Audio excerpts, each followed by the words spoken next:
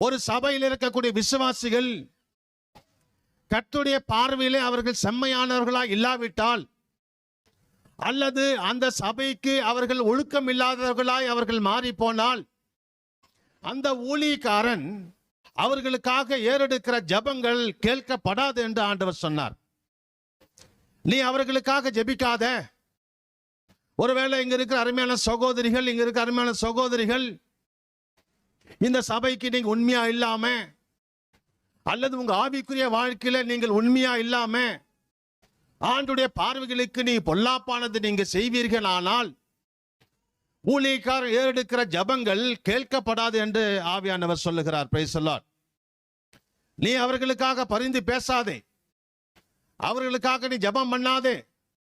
அப்படிப்பட்ட ஜெபங்களுக்கு நான் பதில் தருவது கிடையாது என்று ஆண்டவர் சொல்லுகிறார்.